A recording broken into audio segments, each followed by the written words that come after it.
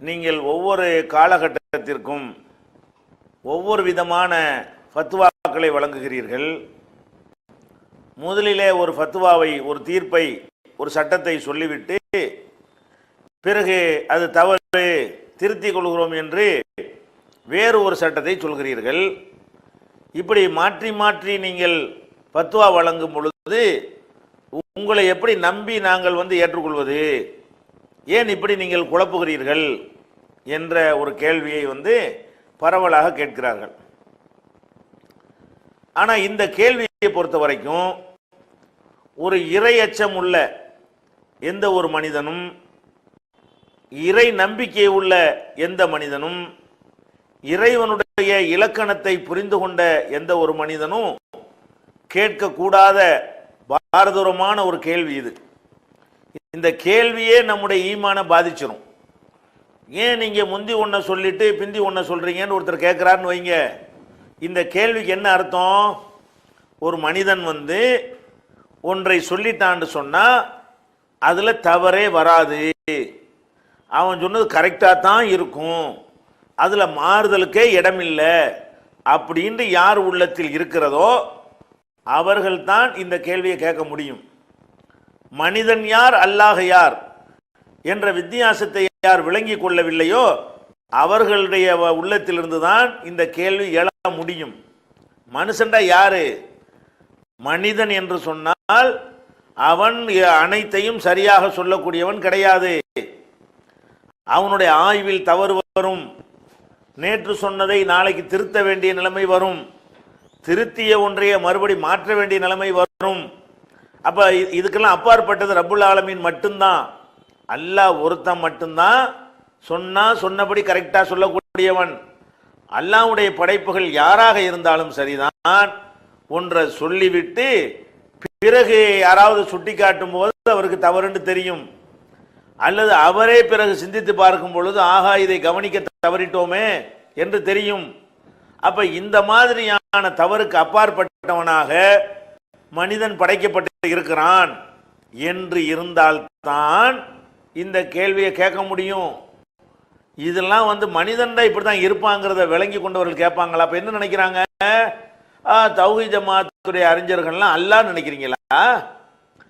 அல்லாஹ்வுடைய தன்மை உள்ளவர்கள் நினைக்கிறீங்களா? அப்ப அல்லாஹ் தான் ஒன்றை சொல்லிவிட்டு தவறுன்னு திருத்த வேண்டிய அவசியம் வராதவன். மனிதன் என்று சொன்னால் அவன் உன்னை சொல்லவும் செய்வான், சொன்னது நாளைக்கு தவறுன்னு தெரியும் போது மாத்திக்கிறவும் செய்வான். இந்த உலகத்து விஷயத்துல எப்படித்தான் நடக்கும், மார்க்க விஷயத்திலையும் அப்படித்தான் நடக்கிறது. அப்ப ஒன்றை சொல்லிவிட்டு எப்படி மாத்தலான்ற ஒரு கேள்வியை கேட்டார்களே, ஆனால் அப்ப சொல்லிட்டு மாற்ற வேண்டிய தேவையே வராது மனுஷனுக்கு என்று இவர்கள் நினைக்கிறார்கள். அதாவது மனிதனுக்கு இறைத்தன்மை இருக்கிறது என்று இவர்களுடைய உள்ளத்துல அடி மனசுல குடிகொண்டிருக்கிறது. அதனால தான் என்ன கேட்கிறாங்க, அது எப்படி நேத்து கூடாதுன்னு நீ கூடும்னு சொல்றீங்க, இன்னைக்கு கூடும்னு சொல்லிட்டு நாளைக்கு எப்படி கூடாதுன்னு சொல்லுவீங்க என்று கேட்டா அப்ப என்ன அர்த்தம்? அவ்வளவும் கரெக்டா மனிதன் பேசினால் அவ்வளவும் கரெக்டா தான் இருக்கும் அப்படின்னு நினைக்கிறார்கள். அல்லது நம்ம இன்னும் நினைக்கிறார்கள், இந்த அர்த்தத்தில் அவர்கள் சொல்வார்களே, ஆனால் இது அவர்களை பயங்கரமான இணை கற்பித்தல் குற்றத்தில் கொண்டே சேர்த்துவிடும். மனிதனிடத்திலே இறைத்தன்மையை பார்க்கிறார்கள் என்கிற குற்றவாளிகளாக இவர்கள் ஆகிவிடுவார்கள். ஒன்று. அல்லது இப்ப நேத்து ஒன்ன சொல்றோம், இன்னைக்கு ஒன்று தவறுன்னு தெரிய வருது, மாத்திரம். இது வரத்தான் செய்யும், அதுக்காக வேண்டி மக்கள்கிட்ட போய் சொல்றதா அப்படிங்கிறதுக்கு இந்த கேள்வி கேட்பீர்களே, ஆனால் இது ஒரு அயோக்கியத்தனமான ஒரு நடவடிக்கை. எனக்கு நான் ஒன்றை சொல்கிறேன், 10 வருஷம் அதை பிரச்சாரம் செய்து விட்டேன், மக்கள்கிட்ட எல்லாம் கொண்டு போய் விட்டேன், அதுக்கு பிறகு எனக்கு தவறு என்று தெரிய வருகிறது. இவங்க என்ன எதிர்பார்க்கறாங்க நம்மிடத்துல? தவறுன்னு தெரிஞ்சாலும் நீ சொல்லாத, அவன் தவறுல இருக்கட்டும், என்னோட நாசமா போகட்டும், நீ உன் கௌரவத்தை காப்பாத்திக்க, உன் ஜமாத்து கௌரவத்தை காப்பாத்திக்க, அந்த மக்கள் மத்தியில சொல்லி அவங்கள நம்பிக்கை இலக்க செஞ்சிராத அப்படின்னு எதிர்பார்ப்பார்களே, ஆனால் நம்மை ஒரு அயோக்கியத்தனமான காரியத்தை செய்யும்படி தூண்டுகிறார்கள். அதன் அர்த்தம் ஒன்று, எங்களுக்கு தவறே வராது என்று நீங்கள் நம்ப வேண்டும். அப்படி நம்பினால் ஷிர்காகிவிடும். தவறு வர வரத்தான் செய்யுங்க, அதை போய் மக்கள்கிட்ட சொல்லணுமா அப்படின்னு பார்த்தீங்கன்னா, சொந்த விஷயத்தை சொல்லாமல் மறைச்சிக்கலாம். மார்க்கத்துக்கு முடியுமாட்டேன். மார்க்க விஷயம் வந்து மார்க்கத்துக்கு சொந்தக்காரன் அல்லாஹ்வுல. அப்போ அல்லாஹ் தான் இந்த மார்க்கத்துக்கு உரியவன் என்று ஆகும் பொழுது, அப்போ நம்ம என்ன செய்யணும்? ஒரு தவறை சொல்லிவிட்டோம் என்று சொன்னால் உடனே திருத்த வேண்டிய நிலை வந்தால், எந்த மக்கள் மத்தியில் சொன்னோமோ அந்த மக்கள் அத்தனை பேருக்கும் சென்றடையக்கூடிய விதமாக நாங்கள் இந்த காரணத்தை வைத்து இந்த விஷயத்தை சரி என்று சொன்னோம். நாங்கள் ஆய்வு செய்து பார்த்த பொழுது இந்த காரணத்தை வைத்து இது தவறு என்று தெரிய வந்து விட்டது. அதனால் நான் உங்களிடத்தில் போட்டு உடைத்து விடுகிறோம், ஏற்கனவே சொன்னதை நாங்கள் வாபஸ் வாங்கிக் கொள்கிறோம் அப்படின்னு சொன்னா இது நல்ல பண்பா கெட்ட பண்பா? சிந்திச்சு பாருங்க. இப்ப வந்து அவ்வளவு வேண்டியது இல்லைங்க. இப்ப சஹாபாக்கள் நபித்தோழர்கள் நம்ம சொல்றோம். இவங்கெல்லாம் யாரு? நபித்தோழர் ஆகுறதுக்கு முன்னாடி இவங்க யாரா இருந்தாங்க? சிலையை வணங்கக்கூடியவர்களாக இருந்தார்கள், மதுபானத்தில் மூழ்கி கிடந்தார்கள், எல்லா விதமான தப்புகளையும் செய்யக்கூடியவர்களாக இருந்தார்கள். அதுல இருந்து திருந்தி மாத்தினதுனால தானே சஹாபி ஆக முடிஞ்சு. நேத்து நீ அதை செய்து விட்டு இப்போது எப்படி நீ மாறிக்கொண்டாய் அவங்கள்ட்ட போய் கேட்க முடியுமா? அதை பாராட்டணுமா? அப்ப நம்ம அவங்கள்ட்ட போய் கேட்கிறோம், நீ என்னது நேத்து கல்ல வணங்குன இன்னைக்கு வணங்கக்கூடாதுங்கிற, அது என்னது மாத்தி மாத்தி மாறுவியான்னு கேட்க முடியுமா? பாராட்ட முடியுமா? நீ என்ன செய்யணும்? சரியான ஆளுக்கப்பா, தப்புன்னா அதை ஒத்துக்கிறாங்க. அதை மக்கள் போய் வல்லாட்ட மாட்டிக்கிற கூடாது என்பதற்காக வேண்டி தங்களுடைய கௌரவத்தை கீழே போட்டு விதித்து விட்டு மார்க்கத்தினுடைய கௌரவத்துக்கு முக்கியத்துவம் கொடுக்கிறார்கள் என்று நீங்கள் பாராட்ட வேண்டுமா? இது குறை சொல்ல வேண்டுமா? அப்ப என்ன செய்யறது? மாத்தி மாத்தி கூறுறார்கள் ஒரு குற்றச்சாட்டா? மாற்றி மாற்றி விளையாட்டுங்க மாத்தி மாத்தி கூறுறோம். மனிதன்கிற முறையில் சிந்தனையில தப்பு வரும். ஒரு ஹதீஸ் கிடைக்காம இருந்து ஒரு கருத்தை சொல்லியிருப்போம், பிறகு ஹதீஸ் கிடைத்து விடும். ஒரு ஹதீஸுடைய தரத்தை தப்ப விளங்கியிருப்போம், பிறகு அந்த ஹதீஸுடைய தரம் வந்து சரியாக விளங்கும். இதை வைத்தெல்லாம் வந்து மாற்றி சொல்லக்கூடாதா? இது வந்து எல்லா மனுஷனுமே அப்ப திருந்துதல்னே ஒண்ணு வராத உலகத்துல. திருந்துறவன்லாம் வட்டி வாங்கியே இருக்கிற ஒருத்தன் என்ன செய்யறான்? திடீர்னு நான் அதை விட்டு விலகிட்டேங்கிறான். அவன்கிட்ட போயிட்டு நீ நேற்று வரை வட்டி வாங்கி கொண்டிருந்தாய், இன்றைக்கு ஏன் நீ திருந்தி விட்டாய்ன்னு கேட்க இயலுமா? நேற்று வரைக்கும் நீ வரதட்சணை வாங்குவதை ஆதரித்து கொண்டிருந்தாய், இன்னைக்கு ஏன் வாங்க மாட்டேன் என்கிறாய்ன்னு கேட்க இயலுமா? பாராட்ட முடியுமா? அட, ஒரு தப்பான ஒன்றை சொல்லிவிட்டு மாத்திரவன் வந்து பாராட்டுக்குரியவனா இடித்துரைப்பதற்கு உரியவனா? அவன் கண்ணியமானவனா கேவலமானவனா? சிந்தித்து பார்க்க வேண்டாமா? அப்ப என்னது மாத்தி மாத்தி மார்க்க திரும்ப சொல்றீங்க, மாத்தி மாத்தி சொல்றீங்க. பெரிய ஒரு இதுக்குன்னு கேசட்லாம் போட்டிருக்காங்க, மெனக்கட்டு உட்கார்ந்துட்டு. நம்ம 1980 பேசியிருப்போம்ல, அதுல ஒரு 2 நிமிஷம் கிளிப்பு, 85 பேசியிருப்போம்ல அதுல ஒரு கட் பண்ணி அதுல ஒண்ணு, 90 பேசியிருப்போம்ல அதுல ஒண்ணு சேர்த்து பாத்தீங்களா 80 சொன்னது என்ன, 87 என்ன, 2010 என்னன்னு சொல்லி கிளிப்பிங்க போட்டு மக்களை குழப்பறதுக்கு பாக்குறாங்க. இது நீ என்ன கிளிப்பிங்க போடுறது? நாங்க தான் சொல்றோமே இதை. அப்ப அப்படித்தான் சொன்னோம், அது சரின்னு படிச்சு சொன்னோம், தவறுன்னு பட்டா மாத்திக்கிட்ட. என்னப்பா அது குர்ஆன் ஹதீஸை பின்பற்றணும், அது மாறுனுச்சா? கொள்கை மாறவில்லை, குர்ஆன்ல உள்ளதுதான் சட்டம், அது மாறவில்லை. ஆதாரப்பூர்வம்னா ஹதீஸை ஏத்துக்கிறோம், அது மாறவில்லை. ஒரு ஹதீஸ் ஆதாரப்பூர்வம் ஹதீஸ் கிடைக்கலங்கும் போது அதுக்கு தகுந்தவாறு சட்டத்தை சொல்லுவோம், கிடைச்சிடும் பொழுது அதுக்கு தகுந்தவாறு மாத்திடுவோம். பேசிக் என்ன குர்ஆன் ஹதீஸ் தானே.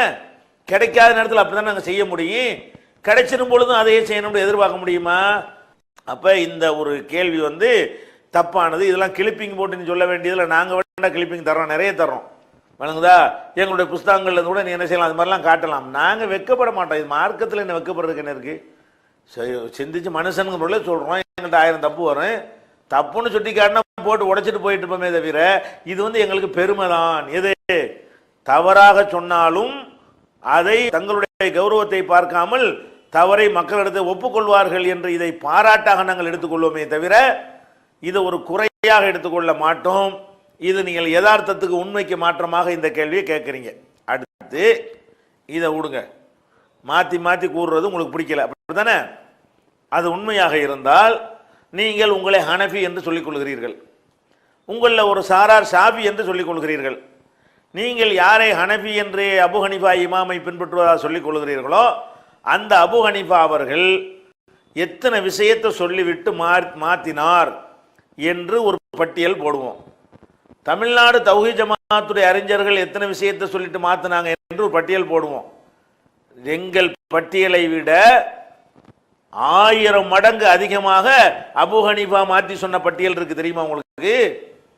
அது வால்யூம் எழுதலாம், அவ்வளவு இருக்குது.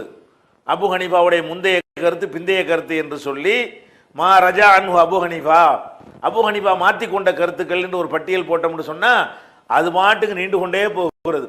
ஏற்கனவே ஒன்று சொல்றாரு அப்புறம் மாத்துறாரா, அதாவது இது ஒரு மாற்றம், ஒரு விஷயத்திலே ஒன்று சொல்லி அப்புறம் மாற்றி மரமாத்தினாரு. இந்த மாதிரி எல்லாம் அபூ ஹனீஃபா இமாம், நீங்க இதனால தானே உங்களுக்கு பிடிக்கல, மாற்றி மாற்றி சொல்றாங்க தௌஹீத் ஜமாத்தில், அதான உங்களுக்கு வெறுப்பா இருக்குங்கிறீங்க. அது வெறுப்பா இருக்கக்கூடாது, அதான் வெறுப்பா இருக்கிற காரணம் என்று சொன்னால் நீங்கள் ரொம்ப வெறுக்க வேண்டியது யார? அபூ ஹனீஃபா இமாமத்தான். நாங்க தௌஹீத் ஜமாத் அத்தனை ஆலிம்களும் சேர்ந்து எத்தனை விஷயங்களை மாற்றி கொண்டோமோ அதை விட 1000 மடங்கு ஒத்தாள் மாத்திருக்கிறாரு. நாங்க 50 பேரும் சேர்ந்து மாத்தின விஷயம் ஒரு 50 எடுக்க முடியாது உங்களுக்கு, அவர்கிட்ட 1000 எடுக்கலாம். அப்படின்னா என்ன அர்த்தம்? அபூ ஹனீஃபா இமாம் ஒன்றை சொல்றாரு, ஆதாரம் கிடைக்கலன்னு மாற்றி கொள்றாரு, மறுபடி கிடைச்சு மறுபடி மாறுறாரு என்று சொல்லி எவ்வளவு சட்டங்கள் துருல் முக்தார்லையும் இன்னும் பல நூல்கள்லையும் இருக்கிறது. என்னப்பா அபூ ஹனீஃபாங்கிறீங்க, அவர் பாட்டுக்கு நேற்று ஒன்று சொல்றாரு இன்னைக்கு ஒன்று சொல்றாரு மாற்றி மாற்றி சொல்றாரு அப்படின்னு என்னைக்கா சொல்லி இருக்கிறீங்களா? அவர் தான் மாற்றி மாற்றி சொன்னதுல முதலிடத்தில் இருக்கிறார், தெரிஞ்சு கொள்ளுங்கள். அதே மாதிரி ஷாஃபி இமாமுங்கிறீங்க, ஷாஃபி இமாமு ஷாஃபி மதுஹபுங்கிறீங்க. நீங்கள் எந்த இமாமை பின்பற்றுவதாக பொய்யாக நம்பிக்கொண்டிருக்கிறீர்களோ அந்த ஷாஃபி இமாம் என்ன பண்றாரு, அவருக்கு கதீம் என்று ஒரு கருத்து இருக்கிறது, ஜதீத் என்று ஒரு கருத்து இருக்கிறது.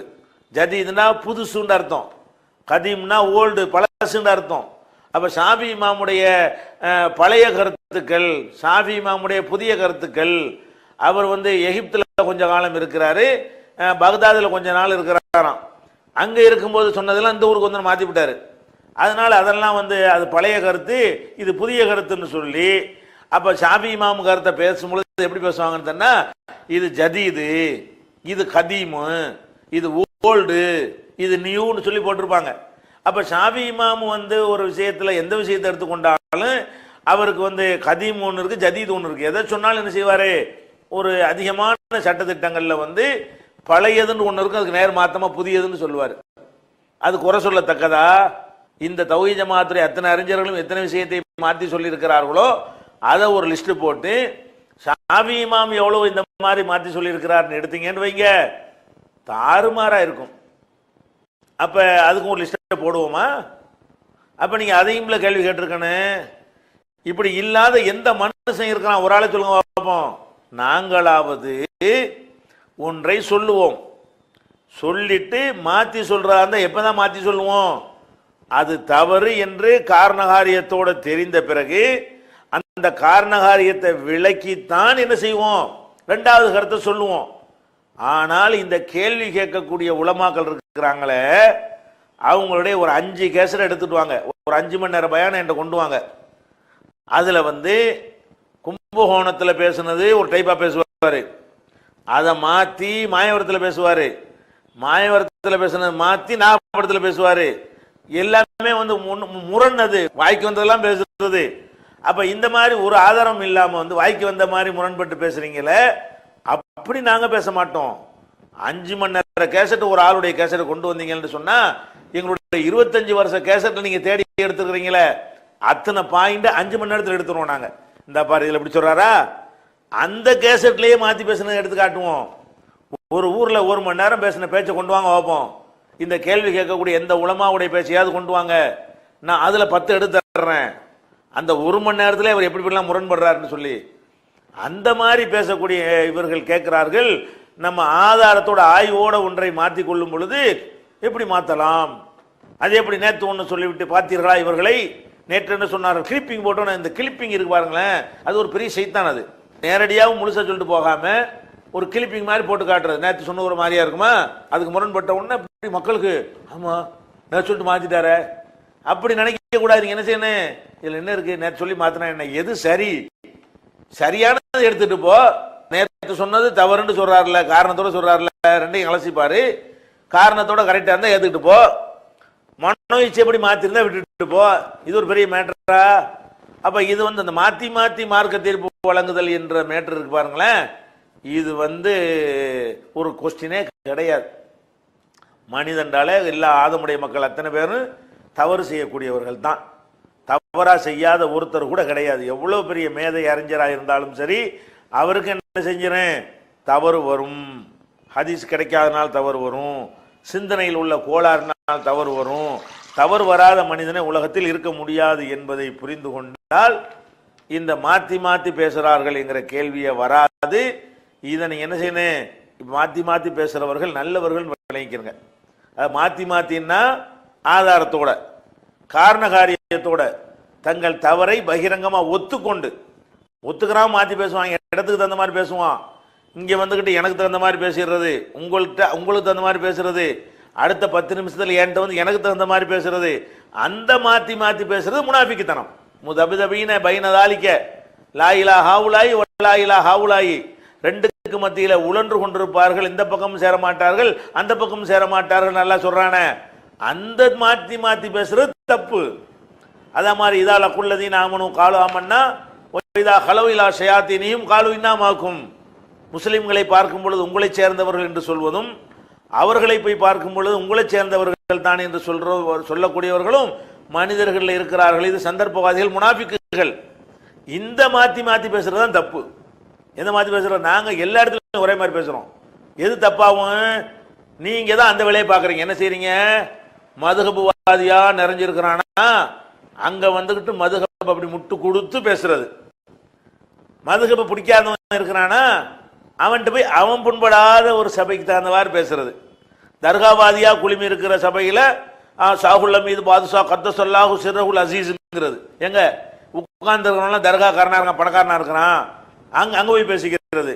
இந்த தர்காவெல்லாம் வேணாங்கிற மாதிரி எவனா இருந்தானு அங்க போயிட்டு என்ன செய்யறது, இந்த மாதிரி தனி மனிதனை வழிபாடு செய்யலாமா அப்படிங்கிறது. இந்த மாத்தி மாத்தி பேசுறது தப்பு. நாங்க ஒரு காலத்திலும் இந்த மாதிரி மாத்தி மாத்தி பேசுனது இல்லை. இந்த மாதிரி இடத்தை பார்த்துக்கிட்டு பேசுறது இருக்க, ஒரு விஷயத்தை சொல்லிட்டு தப்புன்னோம்னா அனைத்து சபையிலையும் தப்புன்னு சொல்லுவோம். நாகூர்ல ஒரு பேச்சையும் மெட்ராஸ்ல ஒரு பேச்சையும் பேச மாட்டோம். மதுஹப்வாதிக்கு முன்னாடி ஒரு பேச்சையும் மற்றவர்களுக்கு முன்னாடி வேற ஒரு பேச்சையும் பேச மாட்டோம்.